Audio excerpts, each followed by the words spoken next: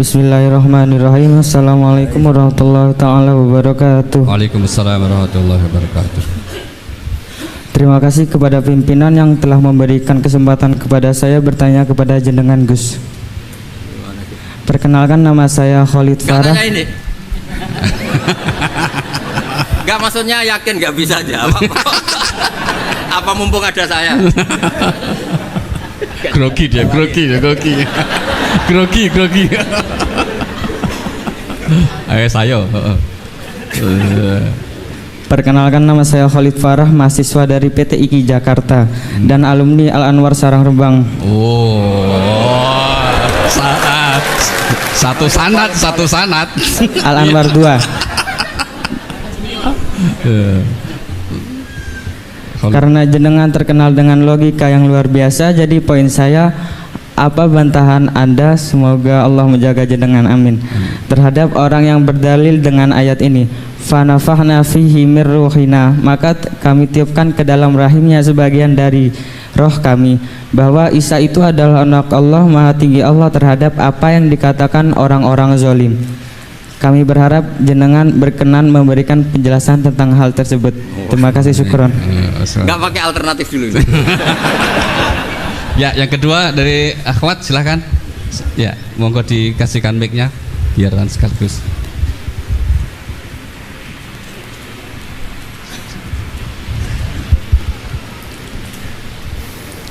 Bismillahirrahmanirrahim. Assalamualaikum warahmatullahi wabarakatuh. Waalaikumsalam warahmatullahi wabarakatuh. Gus, nama saya Indana Zulfa, saya dari Boyolali dan saya santri BK angkatan 31. Pertanyaan saya, bagaimana pendapat Gus Baha tentang wanita karir ataupun wanita yang aktif dalam bidang sosial? Terlebih wanita ini adalah seorang penghafal Al-Quran. Maksud saya, yang wanita karir ini bukan hanya dalam mengajar, tidak hanya bekerja dengan mengajar, tapi dia juga terjun dalam bidang bisnis dan juga suka melakukan inovasi-inovasi baru seperti mendirikan lembaga sosial dengan tujuan untuk menolong orang lain. Dan dalam Islam sendiri, bagaimana aturannya atau batasan-batasannya? Terima kasih. Terima kasih. Monggo langsung. Provokator.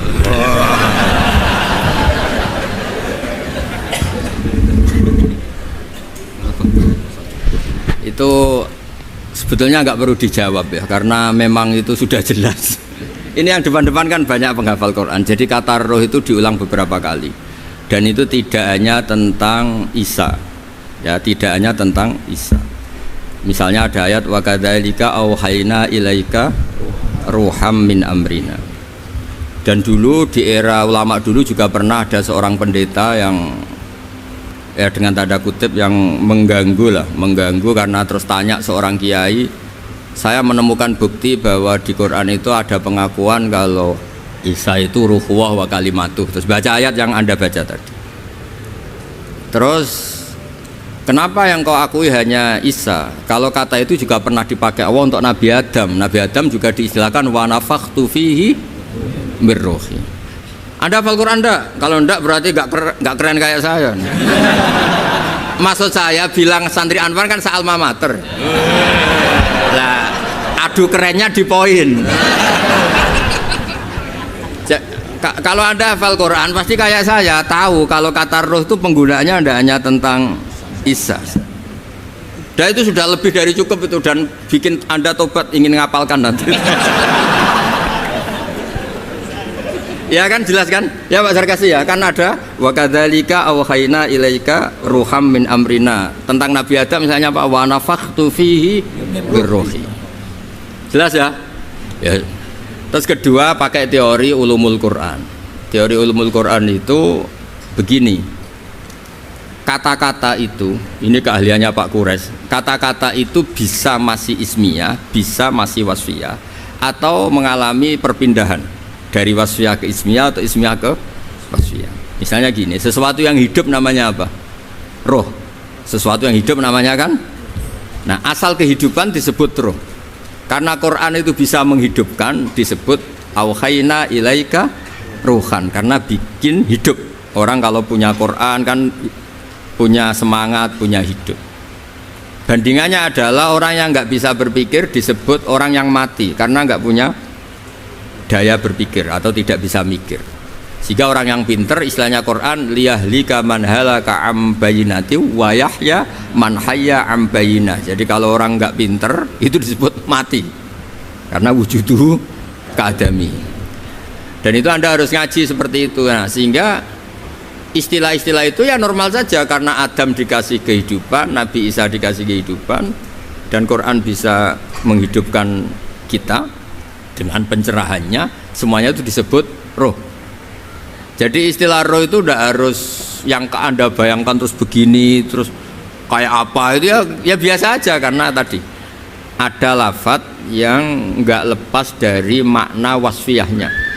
Nah, di Quran tuh sering ada kata gitu. Misalnya begini, ini contoh, ini sebagai penghormatan ini sama yang bajak ini. Saya beri contoh, Quran itu dikatakan apa? Quran, karena makruh dibaca kan.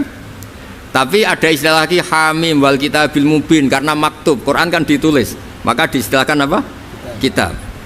Tapi Quran juga punya fungsi memisahkan hak dan batil, disebut furqan. Wama anzalna ala abdina yaumal furqan yaumal taqal. Nah, karena furqan itu makna wasfiyahnya itu memisahkan antara hak dan batil, maka Taurat pun pernah disebut sebagai furqan. Walaqad ataina Musa wa Harunal furqan. Itu bukan furqan yang kayak Quran kita, tapi ya Taurat. Karena dengan makna wasfiyah itu sama. Taurat ya bisa misahkan hak dan batil, Quran juga misahkan hak dan berarti yang seperti ini itu pakai makna apa? Wasfiyah istilahnya. Makna asal usul. Malah kepinteran kok enak nerangno iki malah ribet. Dan yang dari Ufti, jenengan aja ya gimana? Provokator tenan iki. Ngapal Quran yang bisnis wanita karir. Hukum-hukum sosial seperti itu tidak usah dijawab secara umum. Nanti kalau tak jawab boleh, kebetulan terjadi kecelakaan saya yang disalahkan. Misalnya terus gak seneng suami, seneng orang lain kan ya repot itu. Tapi kalau diharamkan juga tidak banyak yang benar-benar akibatnya itu positif karena orangnya juga positif. Nah di adat fikih Bali, di adat fikih itu hukum fikih yang produk-produknya itu bersifat sosial. Biasanya ulama itu pasti khilaf karena nggak ada kepastian semua. Misalnya begini, anak hafid merantau di Jakarta boleh enggak? Dibilang nggak boleh yang manfaat ya banyak, dibilang boleh yang tersesat ya. Kan nggak jelas hukum itu udah harus hafid gini ya sama ini. Dulu ini di kampung khusus di Jakarta berulah semua ini. Kayak gitu itu kan nggak jelas karena masalah sosial. Ada ini yang kisah nyata. Istri saya haji itu tidak sama saya, ibu saya haji ya tidak sama bapak. Tak tanya, kata orang-orang tanya, Gus umumnya istri haji sama suami. Terus ada yang cerita, bener Gus, bener jenengan nak haji tidak usah sama suami istri. Kenapa? Mekah itu gak tempat bertarung, biasanya suami istri itu bertarung. Mekah itu gak tempat konflik. Biasanya kalau suami istri itu kan tukang konflik. Saya punya teman keluarga keraton itu haji sama istrinya, Prof. Kebetulan ada istri baik, bikinkan teh pagi-pagi, bikinkan teh suaminya.